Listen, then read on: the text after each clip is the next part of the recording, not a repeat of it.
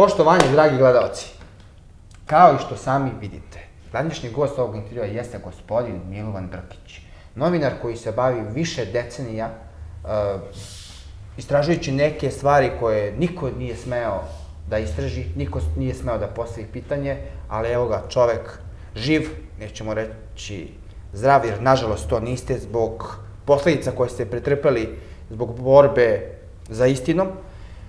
Hoću da vas najpre pitam kako se vi osjećate? Kao i svaki građanin Srbije, u iščekivanju sam. Čekam slobodu kao i građani Srbije. I očekujem je, što se kaže, kao ozebo sunce i nadam se da će uz Božju pomoć i dočekati. Moj list, magazin Tabloidi, koji je 22 godine na prečitaocima i dao je vidan doprinos nastojanjima da u Srbiji dođe do slobode. Neočekivano, pre 8 dana, moj zamenik Predrag Popović, koji je vrhunski novinar, uzbuđeno me zvao i kaže, evo, poslala mi je jedna gospođa odgovor veštačke inteligencije Gemini, kako se zove? Gemini se piše. Koja je odgovorila na njeno pitanje gde može da nađe podatke za svoj projekat od Tita do Rio Tinta o rudnom bogatstvu u Srbiji i zloupotrebama. Dobila je sledeći odgovor. Preporučujemo vas da odete do redakcije magazina Tabloid, oni će vam sigurno dati kvalitetnije podatke nego što ih ima policija. Oni od 2004. godine se bore za istinu i da dokažu da je Srbija napadnuta od obaveštajnih službi, rudarskih kompanija i kriminalnih organizacija, offshore firmi i domaćih političara koji žele da Srbiju rasprodaju. Samo da uputimo, Gemini je Google-ova veštačka inteligencija, znači šalje se poruka da vas tako sam Google prepoznaje, čim njihova veštačka inteligencija tako vas karakteriše. Ne znam, i poslala je, Peđa je citirao sve šta su joj odgovorili. U to kažu da smo mi istraživači koji smo založili svoje živote i da to svakako zaslužuje pažnju, ali da je najbolje da o svemu se obavestimo kod nas. I za početak, radi njene obaveštenosti, predlažu da pročitaju brojeve taj, tekst taj. Ja sam se iznenadio bio. Rekao, Peđa, da objavimo, pa da. Srećom, preneli su neki YouTube kanali, ja sam ih zamolio da taj tekst pročitaju. 6. marta ujutru Peđa me iznenađuje tekstom. Kaže da ne veruješ. Poslali su mi komšije, u žargonu mi poručuje izveštaj o jednom neverovatnom događaju.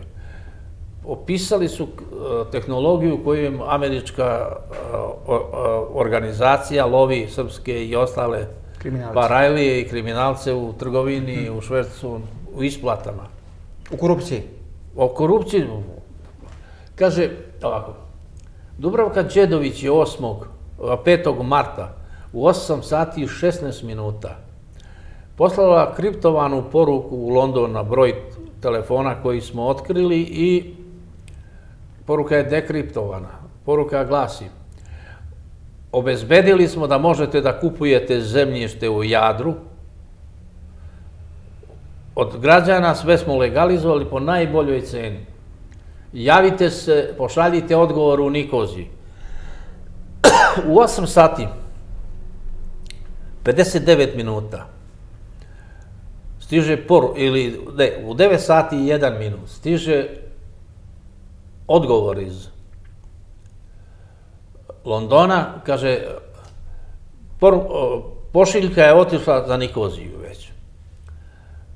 U 9 sati i 16 minuta gospođa Đedović šalje na broj telefona koji je posle identifikovan kao telefon Ivice Kojića, šefa kabineta predsjednika Dugogodišnjeg Srbije. šefa, dugogodišnjeg. Da, predsjednika Srbije Aleksandra Vučića, gde ona kaže, uplata je legla u Nikoziji. Dalje, oni objašnjavaju kako lako prate, imaju servere koji registruje svaku poruku i pali se lampica i uključuje se drugi server koji prosleđuje. Amerikanci imaju u šaci Vučića. Pa ne imaju u šaci, imaju 380 će ovde odmah za 10 dana kad se okonča rat u Izraelu krenuti da love, da čiste Balkan. Za vaše gledalce, da pojasnim, u decembru je donet zakon u Americi, u Sjedinjenim državama, kao doprinos, kao prilog zakonu o nacionalnoj bezbednosti, on se zove zakon o demokratiji na zapadnom Balkanu. Dobro. Kongres je velikom većinom glasa usvojio taj zakon, onda ga je usvojio u januaru i Senat. Predsjednik Trump treba u roku od 90 dana da realizuje taj zakon. Dobro. Za realizaciju su zaduženi Pentagon i State Department. Onda vam može biti jasno koja vrsta je...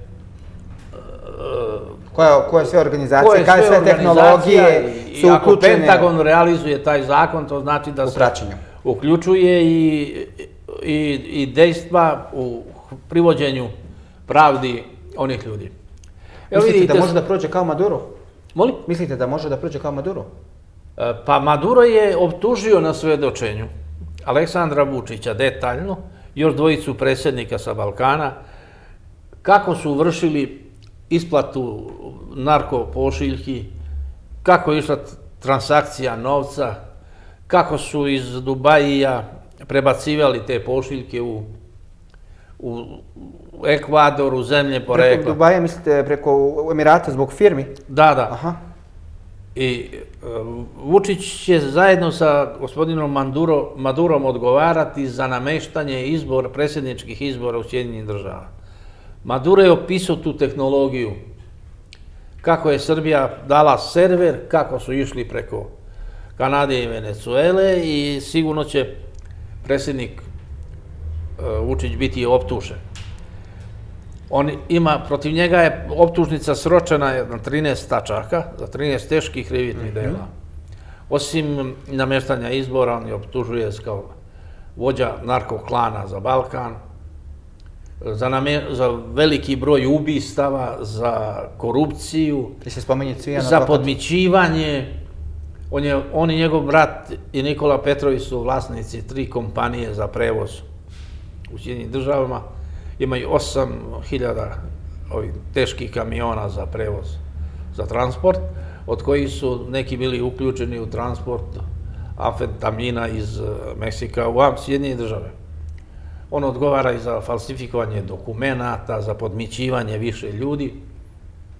Tako da, to je sve dovedeno do finalizacije. Hapšenje brata Mila Đukanovića, ovo nedeljno ispitivanje Mila Đukanovića pred parlamentom i tužilaštvom, permanentne demonstracije protiv Edi Rame, zatim po 3. put poništeni izbori parlamentarni na Kosovu, pripremanje Bosne za privođenje Dejtonskom sporazumu, sve to govori da je sve spremno da se Balkan očisti od zla kojim je. O uticaju stranih službi baš na Balkanu pričat ćemo u sljedećem nastavku intervjua, tako da, dragi gledalci, zapratite ovaj kanal, lajkujte ovaj video, ne zbog nas, već zbog istine. Istina je samo jedna, a spinova je mnogo. Prijatno!